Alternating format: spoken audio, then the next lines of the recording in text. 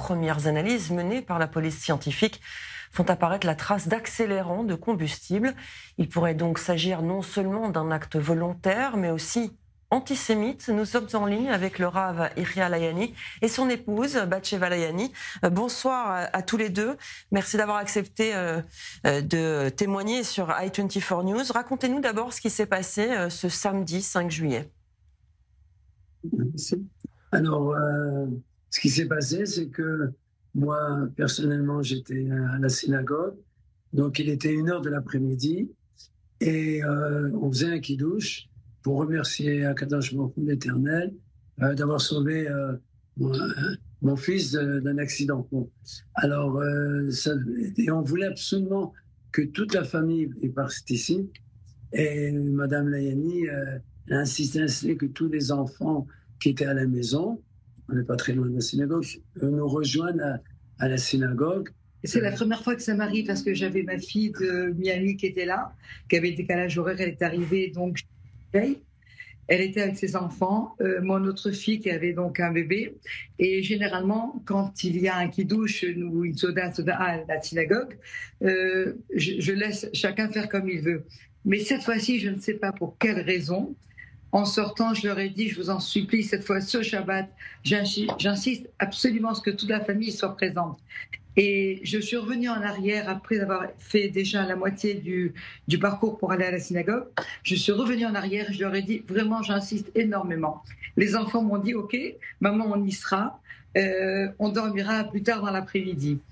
Et elles nous ont rejoints 12 minutes après, 3 déflagrations.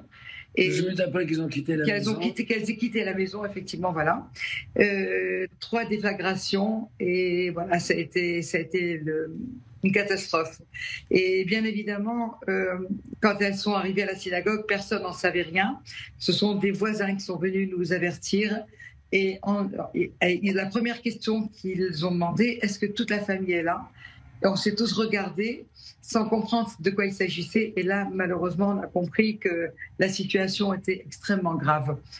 Et bien évidemment, donc, nous sommes repartis sur les lieux et on a pensé au tout début que c'était peut-être accidentel. Mais on s'est très bien rendu compte que c'était une visée criminelle. Et c'était sûr, on n'avait plus de doute. Confirmé par la police. Voilà. La police scientifique l'a confirmé un peu plus tard. Alors, j'imagine le fait que il y avait 77 pompiers, 45 policiers, enfin c'était assez lourd parce que l'immeuble a pris feu, il y a eu 3 déflagrations, donc 3 bonbonnes de gaz. En fait, 12 pompiers qui se sont retrouvés à l'hôpital. C'est ça. Donc c'était quelque chose de très très important. Oui, c'est un incendie très violent, on l'entend. Est-ce que vous... Ça a été énorme puisque ça a été entendu. Toute la façade a sauté complètement. Voilà. Avant cet incendie, excusez-moi de vous interrompre, est-ce que vous vous sentiez en danger ? Est-ce que vous pensez que cet incendie, au-delà d'être criminel, pourrait vraiment viser le rabbin, c'est-à-dire un incendie finalement antisémite ? C'est la vérité. Même mes voisins proches peuvent témoigner. Toujours, je garais ma voiture dans le parking qui est attenant à notre domicile, comme tous les voisins. Et comme on m'avait crevé les pneus 2 fois, alors j'ai décidé, j'ai même prévenu la police que j'allais me garer en face. J'habite un rez-de-chaussée à côté de ma maison, parce que que je puisse surveiller ma voiture. Donc c'était tout le monde avait accepté, il y avait quelque chose qui n'allait pas. Et à part ça, vous savez, certaines personnes quand on passe, ils tournent la tête, ils crachent, des choses comme ça. Alors, il est arrivé des fois que je faisais pas attention. Je dis à quoi sert de discuter, ça vaut pas la peine. Mais des fois, je dis, mais je t'ai jamais fait ça de ma vie. Je parlais aux jeunes, je vous ai jamais fait ça. Pourquoi vous faites ça? Je savais pas quoi me répondre. Ils me regardaient comme ça bêtement. Des fois, certains étaient gênés, partaient. Bon. C'est pour dire qu'il y avait quelque chose, mais ça fait 40 ans qu'on habite dans cet endroit-là, et on n'a jamais eu de problème avec le voisinage, et pas de voisinage musulman, tout le voisinage. Ces derniers temps, le quartier s'est énormément dégradé, bon, c'est devenu un endroit de dealers, etc. Bon, bien sûr, il y a des gens qui viennent, etc. Bon, alors... Il me semble que de par nos fonctions respectives, Rav Layani est donc le président fondateur de l'école, il est professeur, il est rabbin. Moi-même, je suis directrice de l'école. Donc, bien évidemment, pratiquement tout le monde le sait dans le quartier. Il nous voit aller et venir, que ce soit le matin, le soir. Et bien évidemment, on a toujours certains enfants qui nous accompagnent et qui portent une kippa. C'est des sites actifs. On n'a jamais cherché à provoquer qui que ce soit. Par contre, à Grenoble, on sent vraiment une très, très grande insécurité.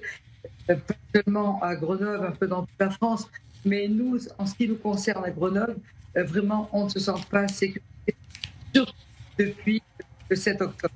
Et ça, c'est beaucoup frappé. Et là, c'est de plus en plus, avec tous les panneaux Free Palestine, des manifestations qui ont été autorisées par la préfecture et qui sont tous les Shabbats des manifestations. Donc, on est obligé de dire un petit peu à tous les fidèles de rentrer vite à la maison et de ne pas sortir dans l'après-midi. Effectivement. Les enfants, on leur a demandé de mettre des casquettes à l'école. Bien évidemment, la situation n'est pas ce qu'elle était avant le 7 octobre. Ça s'est énormément dégradé et l'antisémitisme est vraiment remonté d'un cran. C'est une après-midi dont tout le monde, normalement, mange à la maison. En tout cas, on a bien compris que l'ambiance, évidemment, à Grenoble était compliquée. On espère évidemment que le coupable, que le responsable de cet incendie soit arrêté le plus rapidement possible et que l'enquête avance rapidement. Merci en tout cas à tous les deux d'avoir témoigné. On suivra de près, évidemment, tout ce qui se passe et éventuellement cette enquête qui est en cours. Merci beaucoup. En tout cas, merci beaucoup à vous. Voilà, c'est sûr qu'il y a également des témoins. On a demandé, en tout cas, simplement un petit message, et vraiment, j'y tiens énormément. Je voudrais remercier à travers le monde tous les messages de soutien. On en a reçu plus de 2500 messages. Ça s'est jamais vu, c'est vraiment exceptionnel. Je voudrais vraiment remercier de tout cœur toutes les personnes, que ce soit en Amérique, en Israël, en France. On a reçu dans notre domicile des tonnes de personnes, Dieu merci, qui passaient à n'importe quelle période de l'année. Et Dieu merci, ça a été vraiment exceptionnel. Je voudrais remercier toutes ces personnes-là qui ont envoyé des messages très, très, très forts. Et bien évidemment, les autorités, les pouvoirs publics, les autorités, les pompiers, tout le monde a été extrêmement présent. Et je voudrais vraiment remercier toutes les radios juives et également toutes les personnes. Merci. Merci à vous et bonne soirée. J'espère que vous savez, merci beaucoup. Merci. Pour la haine, il n'y a pas de réponse et pour l'amour, il n'y a pas de question. On va terminer là-dessus sur ces belles paroles. Merci beaucoup à tous les deux. Allez, on reste en France avec une autre